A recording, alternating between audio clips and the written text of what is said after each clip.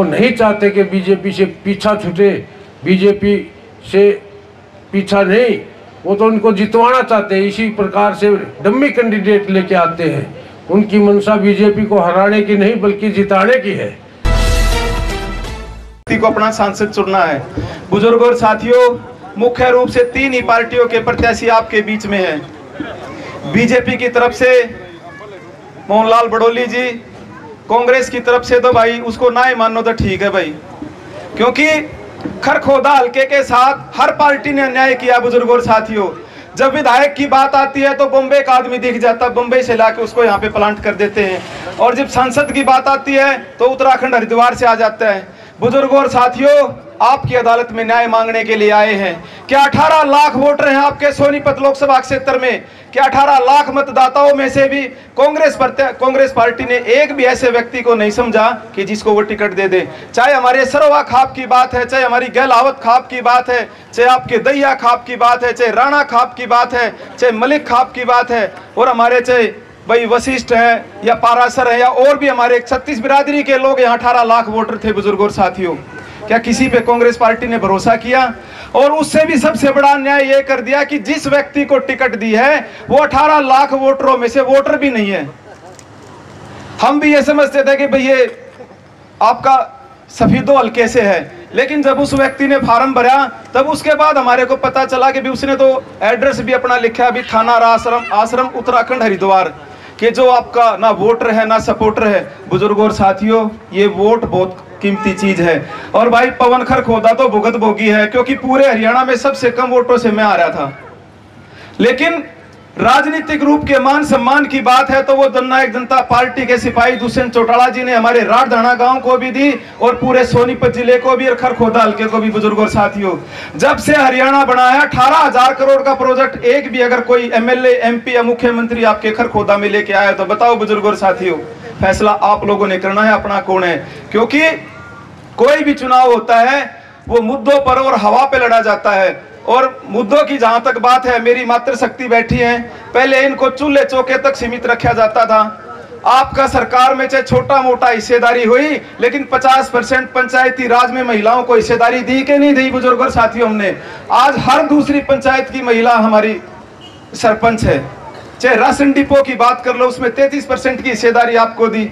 तो फैसला आप लोगों ने करना है। बुजुर्गों और साथियों, वो कहते हैं ना कि बात जब असूलों पे आए तो टकराना जरूरी है, अगर जिंदा हो तो जिंदा नजर आना जरूरी है। आज तो एक बाहर का व्यक्ति 15 साल से आपके बीच में एमएलए है, अगर कांग्रेस का भी प्रत्याशी यहां से जीत गया तो 9 के 9 एमएलए बाहर के बनेंगे। बुजुर्गों और साथियों, अगर आपने आज अपनी शक्ति की पहचान कर ली, आपने भाई अपने बेटे भूपेंद्र मलिक को आशीर्वाद दिया, तो 9 के 9 हल्के के विधायक आपके हल्के के बनेंगे। बुजुर्गों और साथियों, क्योंकि जनता की अदालत में फैसला, और मैं तो आप लोगों से यही विनती और प्रार्थना करने आया हूं कि भाई आप लोग भली भांति जानते हैं, जैसे अरविंद शर्मा जी ने चुनाव लड़ा था, उस समय पे हमारे यहाँ केवल 1 लाख ब्राह्मण वोटर थे। बुजुर्गों और साथियों, आज तो आपके ब्राह्मण वोटर भी ज्यादा हैं और भाई किसान मजदूर भी ज्यादा है। तो 18 लाख वोटरों ने फैसला करना है कौन अपना है कौन पराया है।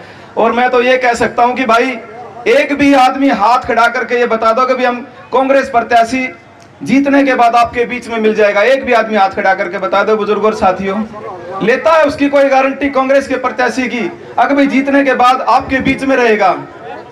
भाई बीजेपी के प्रत्याशी की कोई गारंटी लेता है? भाई पवन खरखोदा की गारंटी कौन कौन ले सकता है, एक बार हाथ खड़े करके बताइए बुजुर्गों और साथियों। तो भाई अगर आप पवन खरखोदा की गारंटी ले सकते हो तो आपकी गारंटी पे भाई भूपेंद्र मलिक की गारंटी पवन खरखोदा लेता आपके बीच में रहेगा। बुजुर्गों और साथियों, लेकिन उससे पहले फैसला आप लोगों ने करना है। और 2029 में ये मान लो कि आपका खरखोदा हल्का जब जर्नल हो जाएगा ना, जिस व्यक्ति को आप लोगों ने 15 साल से सत्तासीन यहाँ पे कुर्सी दे रखी है, क्या आपके बीच में कभी सुख दुख में आता है? अगर भाई पवन खरखोदा को जहां भी पता चला, मेरे ख्याल से हारने के बाद भी 200-400 बार तो गांव में जरूर आया होगा, नहीं आया तो मेरे चाचा ताऊ बड़े बुजुर्ग बैठे हैं भाई, तो मैं हर जगह आता हूं। बुजुर्गों और साथियों, मेन बात कहने की ये है कि भाई 2029 के चुनाव में जयवीर वाल्मीकि आपकी वोट मांगने के लिए नहीं पाएगा। वोट मांगने के लिए मिलेगा तो आपका भाई, आपका बेटा पवन खरखोदा पाएगा। और राजधाना गांव जिसको भी हाथ लगाएगा, चाहे सांसदी का चुनाव हो चाहे एमएलए का चुनाव हो, 20,000 वोटों के साथ पवन खरखोदा आपके साथ मिलेगा बुजुर्ग और साथियों। लेकिन 2024 में आपने साथ देना पड़ेगा इस न्याय की लड़ाई में। और मैं तो भाई, आप लोगों ने हमारे परदादा को, मेरे दादा को, मेरे चाचा ताऊ को, भाई बंद को, मेरे बच्चों को, सबको देख लिया। भाई एक व्यक्ति हाथ खड़ा करके बता दो कि भाई पवन खरखोदा के परिवार में ये कमी है। आपके गांव में से अभी चला जाऊंगा बुजुर्ग और साथियों, अगर कमी नहीं है तो ये साथ दो। ये खरखोदे हल्के का चुनाव जयवीर वर्सेस पवन खरखोदा है। अगर कांग्रेस को वोट जाएगी तो जयवीर के हाथ मजबूत होंगे, और अपने भाई अपने बेटे भूपेंद्र मलिक को वोट जाएगी तो 2024 में चाबी का निशान आपका होगा बुजुर्ग और साथियों। और ये बिल्कुल तय है कि 2024 में ऐसे समीकरण बन गए, किसी भी पार्टी की सरकार नहीं आ रही और ताला आपकी चाबी से खुलेगा बुजुर्ग और साथियों। ये फैसला आप लोगों ने करना, क्योंकि वोट का अधिकार आपका है। वोट की चोट से फैसला आप लोगों ने करना है। और भाई मैं तो 2-3 साल से सुनता हूं, भाई हमारे कई कांग्रेस के बड़े लीडर कहते हैं कि भाई हमारी सरकार आओगी तो हम 6,000 रुपए पेंशन करेंगे, 500 रुपए में सिलेंडर कर देंगे, बिजली बिल आधा कर देंगे। कि भाई हम तो एक चीज कहते हैं कि 4 दिन से आपने राजनीतिक घटनाक्रम देखा होगा, 3-4 विधायकों ने भाई सरकार से समर्थन वापस ले लिया, सरकार अल्पमत में है। तो कांग्रेस के बहुत बड़े नेता ने 4 दिन पहले एक बात कही थी, अगर विपक्षी पार्टी एक हो जाए तो कांग्रेस सरकार बना लेगी। सबसे पहले दुष्यंत चौटाला जी ने गवर्नर को लिख के दिया था कि भाई हुड्डा साहब आप सरकार बनाओ, आप मुख्यमंत्री बनो और आपने जो वादे किए वो पूरे करके दिखाओ। कल ही आपने देखा होगा कांग्रेस के नेताओं का बयान कि भाई नहीं, जनता जब पूरा आशीर्वाद देगी हम जब मुख्यमंत्री बनेंगे। तो बुजुर्गों और साथियों, कांग्रेस की तो चाहे 60 भी सीट आ जाए, मैं लिख के देता हूं भूपेंद्र हुड्डा मुख्यमंत्री नहीं बनेगा। और हमारे इलाके का चाहे रोहतक की, सोनीपत की, झज्जर की बात करें तो भाई हुड्डा के नाम पे वोट मिलती है। जब हुड्डा मुख्यमंत्री नहीं बनता तो भाई तुम क्यों पाछे लाग रहे हो? अगर सही मायने में राजनीतिक रूप से अगर सोनीपत का किसी ने कत्ल करने का काम किया है तो केवल और केवल कांग्रेस के नेता है भूपेंद्र हुड्डा बुजुर्ग और साथियों। 18 लाख वोटरों के साथ अन्याय किया है। जैसे हम इन्होंने ऐसा कर दिया कि बालक जैसे पेपर देके तो फेल होते और देखे हमने, बिना पेपर दे हुए फेल कर दिए। आपके भाई पदम सिंह दैया भी टिकट मांग रहा था, कुलदीप शर्मा जी भी टिकट मांग रहे थे, भाई आपका सुरेंद्र दैया भी। अगर इन्होंने किसी ब्राह्मण चेहरे को टिकट देनी थी, आपके सोनीपत में भी 9 के 9 हल्का में काफी ब्राह्मण चेहरे हैं। अगर किसी भाई महाराज को, ब्रह्मचारी को टिकट देनी थी, भाई हर गांव में डेरे हैं, हर गांव में मंदिर हैं, तो यहाँ क्या ब्रह्मचारी नहीं है, यहाँ क्या महाराज जी नहीं है? तो न्याय आप लोगों ने करना बुजुर्ग और साथियों। यही विनती और प्रार्थना करने के लिए आप लोगों के बीच में आया था कि भाई 25 तारीख का दिन है और चाबी आपका चुनाव चिन्ह है, और ये चाबी का निशान आपके भाई, आपके बेटे पवन खरखोदा का है। क्योंकि भूपेंद्र मलिक को टिकट राज सिंह दैया जी, हमारी महिला की प्रधान रजनी दैया मलिक जी और आपका भाई, आपका बेटा आपके भरोसे दिवा के ले रहा है बुजुर्ग और साथियों। फैसला आप लोगों ने करना है। और एक समय ऐसा भी था कि अरविंद शर्मा निर्दलीय भी जीत के चला गया था। अरे आप तो 18 लाख वोटर हो, आपकी आवाज चल रही है, और मैं तो 7 दिन से भाई भूपेंद्र मलिक के साथ हूं।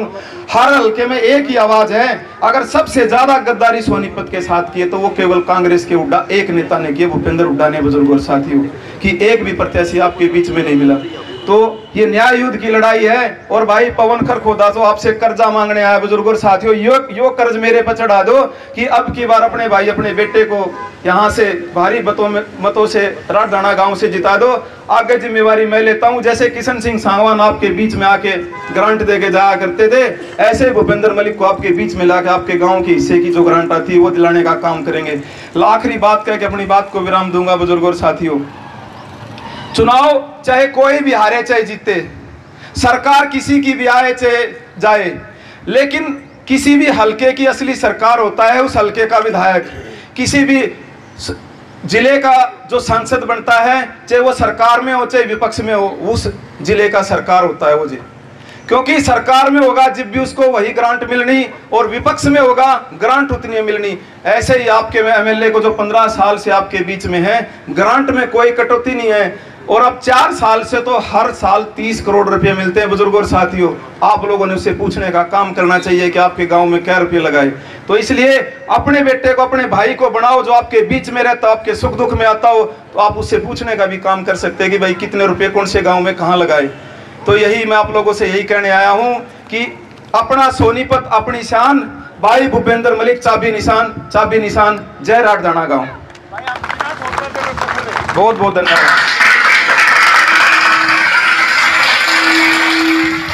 बहुत बहुत धन्यवाद चेयरमैन साहब। नहीं, मैं यहाँ बीच में आ अब मैं विनती करूँगा उमर सिंह जी से, जो किशन जी के दादाजी हैं। उमर सिंह जी आए और हमारे जो लोकसभा प्रत्याशी हैं भूपेंद्र मलिक जी का पगड़ी पहनाकर स्वागत करेंगे। सम्मान का प्रतीक पगड़ी।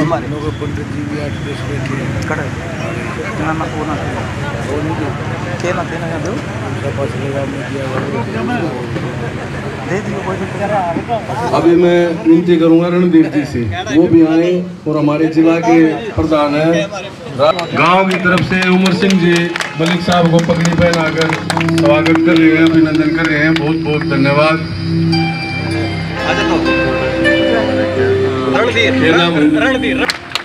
ये मान सम्मान देने के लिए पूरे गांव की तरफ से आप पार्टी के लोकसभा के प्रत्याशी भाई भूपेंद्र जी मलिक, साथ में आए आपके दुख सुख के साथी संघर्षशील युवा भाई पवन जी खरखौदा,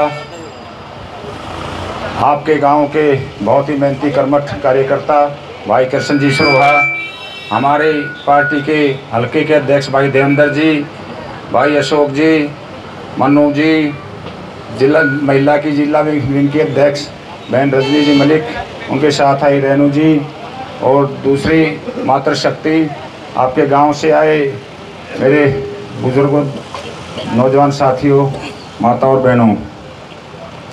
बड़े विस्तार से भाई पवन ने बातें आपको बताई। मैं तो बताना चाहता हूं आपको कि बीजेपी, ये कहते हैं ना बीजेपी और कांग्रेस दोनों ए और बी टीम है, ये हकीकत है। जो भूपेंद्र हुड्डा जी ने जो खेल खेला है वो किसी से छुपा हुआ नहीं है। ये हमारे बारे में पहले दुष्प्रचार करते थे कि ये तो वोट काटने के लिए आएंगे, ये तो कांग्रेसी वोट काटेंगे, ये तो वो वोट काटेंगे, लेकिन अब पूरे के पूरे खेल का पर्दाफाश हो चुका है, क्योंकि भूपेंद्र हुड्डा ईडी की और सीबीआई की मुट्ठी के अंदर हैं। कई बार आपने टेलीविजन में भी देखा होगा, फरोगरों में ये अमित शाह से बार बार मिले हैं और अमित शाह ने इनसे वादा करवाया था कि तुम अपना बेटा बना ले रोहतक से, हमें कोई दिक्कत नहीं है। लेकिन बाकी 9 जो उसके लोकसभा के जो क्षेत्र हैं, 9 के 9 लोकसभा क्षेत्रों में कमजोर कैंडिडेट देना। और दोस्तों, भूपेंद्र हुड्डा जी की तो शुरू से ही आदत रही है। आपके हल्का खरखौदा पिछले 15 साल से एक ला करके वहाँ से बॉम्बे से ला करके यहाँ पटक दिया, बार बार विधायक बनाता रहा। लोगों ने शिकायत की तो कहा मैं हूँ ना, इसको छोड़ो, मैं हूँ, तुम मेरे पास आया करो। और अब जा करके कोई ब्रह्मचारी है, सतपाल ब्रह्मचारी, इसको ले आया बाहर से, क्या इनको यहाँ से कोई कैंडिडेट नहीं मिला? एक सोचने की बात है। उसको कौन जानता है? आपके गांव का जो सरपंच है, जो इसको आप चुनते हो, आप उसी आदमी को चुनते हो जो गांव की समस्याओं का समाधान करे। और जिस आदमी को बाहर से अगर कोई आदमी आए कहे मैं सरपंच बनूंगा, आप उसको बनाओगे? कोई भी आदमी सरपंच नहीं बनाएगा उसको, क्योंकि अगले को समस्याओं का नहीं पता, उसके गांव के आदमियों का नहीं पता, उसके घरों का नहीं पता उसको। उस श्रीमान जी को न तो किसी गांव का पता है यहाँ के, न किसी मकान का पता है, न उनके पार्टी के वर्कर का पता है। ला करके वहाँ से और यहाँ ला के पटक दिया, जैसे ये तो भाई ये भूखमरी का गाँव है या भूखमरी का हल्का है ये तो दोस्तों, मैं आपसे कहना चाहूँगा कि ये सारा फ्रॉड धंधा है, मिले जुले हुए हैं सारे। और जहाँ भी इसने दिए हैं, जहाँ भी इसने प्रत्याशी दिए हैं, इसका सगा समधी है करण दलाल, उसकी टिकट काट के फरीदाबाद से और किसी दूसरे आदमी को दे दी। कोई मतलब है क्या? संघर्षशील आदमी था, उसको टिकट ना दी। तो दोस्तों, ये सारा खेल खेला हुआ है भूपेंद्र जी हुड्डा का, आप इस बात को समझो। और हम तो अरदास करने आए हैं आप लोगों से, जितने भी यहाँ सभी साथी बैठे हैं, कि भाई 25 तारीख आ रही है, फैसला आपने करना है। देखो, राजा पहले राजा महाराजा होते थे, राजा का बेटा राजा बनता था, और उससे पहले तीर और तलवार से राजा बनता था। जो युद्ध जीतता था वही राजा बनता था। आज प्रजातंत्र प्रणाली में ये भी एक युद्ध है, ये सबसे बड़ा युद्ध है। ये युद्ध है राजा बनाने का, और उसकी सत्ता, उसकी पावर आपके हाथ में है। क्योंकि जिस भी आदमी को आप यहाँ से सांसद बना के संसद में भेजोगे, वो आदमी जाकर के राजा का चुनाव करेगा, वही आदमी राजा को बनाएगा, जिसको हम प्राइम मिनिस्टर कहते हैं। तो दोस्तों ये अब सारी की सारी पावर, सारी की सारी सत्ता आपकी मुट्ठी में है। आपको देखना है कौन आपका और कौन पराया है। ये तो आएगा यहाँ आपके बीच में वोट लेगा और जाकर के हरिद्वार में बैठ जाएगा। मोहनलाल बड़ौली जी आपके साथ में लगता हुआ हल्का राय को ज़्यादा दूर नहीं है। वहाँ जाके किसी भी आदमी से पूछ लो, विधायक बनने के बाद में भाई पवन खरखोता जी बता रहे थे 25 करोड़ रुपए मिलता है सालाना रोडों का एक विधायक को, और 5 करोड़ रुपए मिलता है गांव के डेवलपमेंट के लिए। क्या किसी, इसने कितने साल हो गए, 5 साल हो गए, 25, 30, 5, 15, 150 करोड़ रुपए, 150 करोड़ रुपए यहाँ आपके विधायक को मिल चुके हैं। आपके यहाँ कितने पैसे लगाए हैं कोई बता सकता है क्या? एक भी नहीं है ना। तो इसी तरह से वहाँ जब पार्लियामेंट में कोई आदमी जाएगा उसके भी कुछ पावर, मॉनेटरी पावर उसको भी दी जाती है, पैसे की पावर उसको भी दी जाती है। अब वो यहाँ पैसा लगाएगा या वहाँ पैसा लगाएगा जा करके? वहाँ वो लगा नहीं सकता, लोकसभा का है। अगर राज्यसभा का सांसद हो तो वहाँ भी लगा ले, उसको लगाना पड़ेगा यहाँ का पैसा। जो उसको समस्याओं का नहीं पता, उसको ये नहीं पता कि कौन से गांव में क्या समस्या है, वो तो आएगा, बनेगा, अड़चलता बन जाएगा, वहाँ जाके बैठ जाएगा। आप उसको ढूंढोगे क्या? एक हमारी पार्टी ने दिया है, चौधरी देवलाल की पार्टी, जो हमेशा से कमेरे किसान, कमेरे वर्ग की हितैषी रही है, और हमेशा से इन्होंने कभी भी हल्के से बाहर का कभी भी कोई कैंडिडेट नहीं दिया, क्योंकि उस कैंडिडेट को ही पता होता वहाँ की लोकल समस्याओं का। तो आपके बीच में भूपेंद्र जी मलिक आए हैं वोटों की अपील करने। हम सारी पार्टी के सारे कार्यकर्ता साथी आए हैं, और मैं यही अरदास करूंगा आपसे, कई जगह जाना है, मैं यही अरदास करूंगा कि 25 तारीख को चाबी के निशान के ऊपर बटन दबा करके इनको कामयाब करो। आप इतनी बड़ी भारी संख्या में आए, आप लोग का बहुत बहुत धन्यवाद। जय हिंद, जय भारत, जय राजधना। बहुत बहुत धन्यवाद अध्यक्ष जी।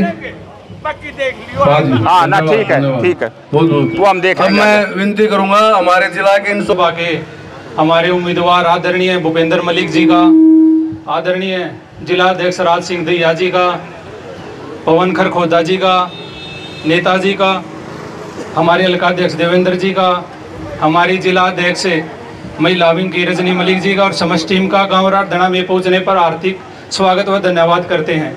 मैं तो गांव की तरफ से हमारे साथियों को एक बार हाथ उठाकर आश्वासन दे दो कि गांव में तो जता के भेजेंगे। एक बार पूरे गांव का हाथ ऊपर उठा कर करवा दो, कहते हाँ जी पूरे गांव की तरफ से चाबी का निशान सबसे ज्यादा वोट पड़कर भूपेंद्र मलिक जी आपके आशीर्वाद है गांव में आपने आपकी नहीं पार करवाऊंगे।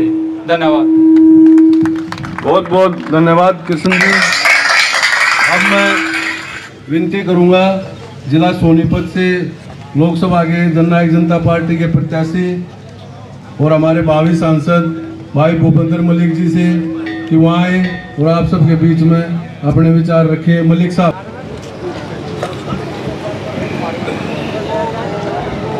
राजधना गांव के इस पावन पवित्र स्थल को, धार्मिक स्थल को शीश झुकाकर नमन करता हूं, और मेरे सामने बैठे राजधना गांव के बुजुर्गों, नौजवान साथियों एवं मातृशक्ति, और जहां तक मेरी आवाज़ आ रही है सभी ग्रामवासियों को हाथ जोड़कर मेरा राम राम।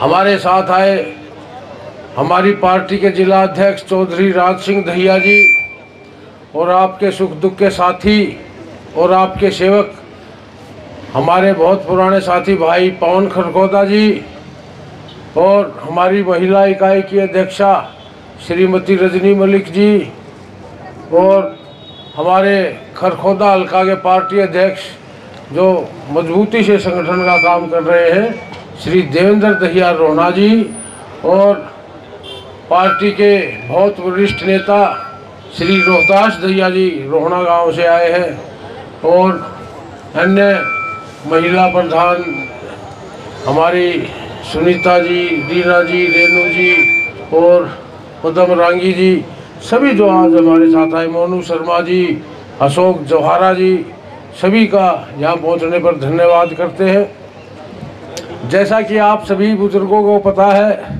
कि 25 मई को सोनीपत लोकसभा का चुनाव होने जा रहा है। सोनीपत लोकसभा में 10 साल से बीजेपी का जो सांसद है उनके बारे में तो आप सबको ही पता होगा, कितना उन्होंने यहाँ विकास करवाया, कितना सुख दुख में आए, उन्होंने कोई तो यहाँ विकास का काम नहीं करवाया, सिर्फ और सिर्फ प्रॉपर्टी डीलिंग का काम किया। इतना बड़ा भूमाफिया बन गए वो इस 10 साल के अंदर।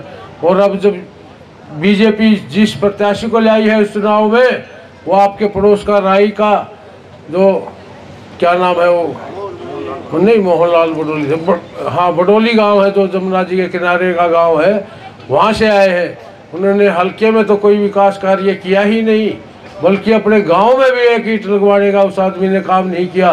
काम किया तो सिर्फ खनन माफियाओं को संरक्षण देने का काम किया है, जमुना का रेत चोरी से बेचने का काम किया है।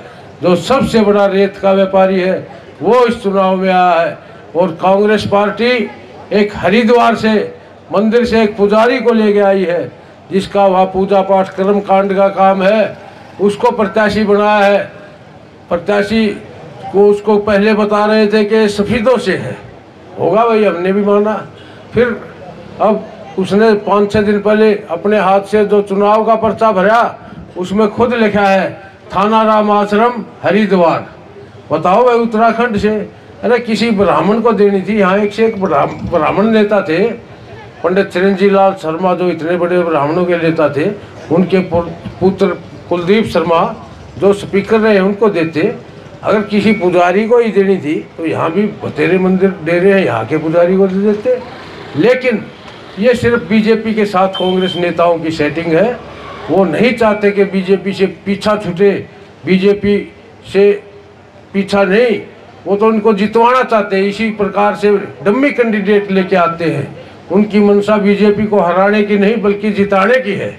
यहाँ सोनीपत में तो हरिद्वार से ले आए, गुड़गांव में बम्बई से एक नाचने गाने वाले को ले आए राज बब्बर, और खट्टर के सामने एक गोहाना का है नया लड़का, बिल्कुल उसको गोहाना में ही कोई नहीं जानता, हम भी नहीं जानते, हम भी गोहाना में रहते हैं, उसको ले आए। बताओ भाई, ये इनको हराना चाहते हैं या जिताना चाहते हैं? तो एक इनकी मजबूरी है चौधरी भूपेंद्र हुड्डा जी की, क्योंकि उन पर केस चले हुए हैं, 16-17 केस जो उन्होंने अपने 10 साल में इतने घोटाले किए। आपके पड़ोस में ही क्या था इतना बड़ा घोटाला, राईबड़ खालसा चौक पे 2500 एकड़ जमीन किसानों की छीन के औने पौने दाम में इनको व्यापारियों को और इनको दे दिया कि भाई सोनिया गांधी को खुश करने के लिए राजीव गांधी सिटी बनाएंगे। क्या सिटी बनाई है आपने पता ही होगा। वो हरियाणा का बच्चा ना वहाँ पढ़ता ना कोई नौकरी करता, सब बाहर के लोग हैं। बताओ उससे क्या भला हुआ। ऐसे ऐसे 70,000 एकड़ का घोटाले के केस है झज्जर में, गुड़गांव में। वो उनकी मजबूरी है, मिले हुए इसके पुख्ता प्रमाण है। 2 बार तो राज्यसभा में कांग्रेस को हरवा चुके हैं, अब इसको इस लोकसभा में भी हरवाने के लिए इस तरह की हरकतें कर रहे हैं। कोई मजबूत प्रत्याशी नहीं ला रहे। तो एकमात्र चौधरी देवीलाल की नीतियों की पार्टी जननायक जनता पार्टी, जिसने 36 वर्ष की भलाई के काम किए, चाहे बुढ़ापा पेंशन देने का काम था, चाहे गरीब आदमियों को मकान बनाने की योजना, चाहे कन्यादान योजना, चाहे छात्रों को छात्रवृत्ति योजना, चाहे बेरोजगारों को बेरोजगारी भत्ते देने की योजना, जो भी योजनाएं, कहने का मतलब आज हरियाणा प्रदेश में प्रचलित है 36 वर्ष के लिए, वो सब देवीलाल जी की देन है। उनके जो द्वारा चलाई गई योजनाएं हैं उन्हीं पे सब अनुसरण कर रहे हैं। इसीलिए चौधरी देवीलाल जी को जननायक कहा जाता है। यहाँ से हमेशा किसान कमेरे की आवाज़ उठकर जाती रही है। सोनीपत से कभी चौधरी लहरी सिंह बन के जाते थे, मुख्तार सिंह जी बन के जाते थे, रणधीर सिंह जी बुइयापुर वाले बनते थे, किशन सिंह सांगवान जी बनते थे। चौधरी देवीलाल जी ने भी किसान कमेरे मजदूर गरीब की आवाज़ को लोकसभा में पहुँचाया है। लेकिन अब पहली बार हो रहा है ये, एक तरफ तो रेत का व्यापारी है, एक तरफ मंदिर का पुजारी है। कहीं न कहीं पार्टियों ने मिलकर किसान कमेरे गरीब दलित की आवाज़ को दबाने का काम किया है। तो इसलिए मैं सभी साथियों और अपने बुजुर्गों से हाथ जोड़कर निवेदन करता हूं कि आने वाली 25 मई को ज़्यादा से ज़्यादा चाबी के बटन दबाकर यहाँ से जिताने का काम करें। और खरखोदा हल्के के साथ तो बहुत भारी दुबात है। यहाँ तो पिछले 15 वर्ष से एक बम्बे का आदमी बिस्तर जमाए बैठा है एमएलए बनकर। ये कितना बड़ा दुर्भाग्य है। यहाँ का स्थानीय कोई नागरिक नहीं जो यहाँ एमएलए बन सकता। अब ये सांसद भी एक हरिद्वार से आ गया।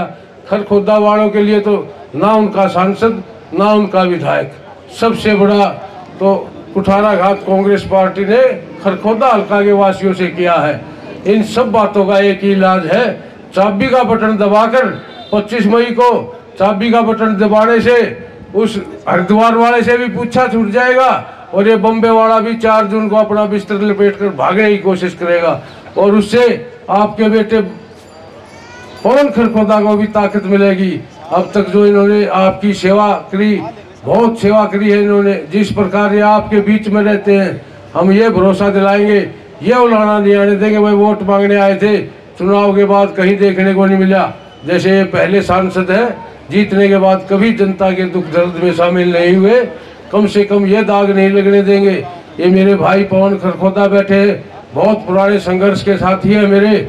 जिस प्रकार ये आपकी सेवा करते हैं तो दोनों भाई हम मिलकर आपकी सेवा में कोई कमी नहीं छोड़ेंगे। तो आप बुजुर्गों ने हमें सुना और आशीर्वाद दिया, इतनी भारी संख्या में आए काम के समय में, तो आप लोगों का बहुत बहुत धन्यवाद करता हूं। जो आप लोग आज इतना भारी समर्थन हमें दिया, इसके लिए मैं बहुत बहुत आभारी हूं आप सबका। धन्यवाद। जय हिंद। राष्ट्र निर्माण की जानकारी के लिए ग्राउंड मीडिया चैनल को सब्सक्राइब करें और शेयर करें।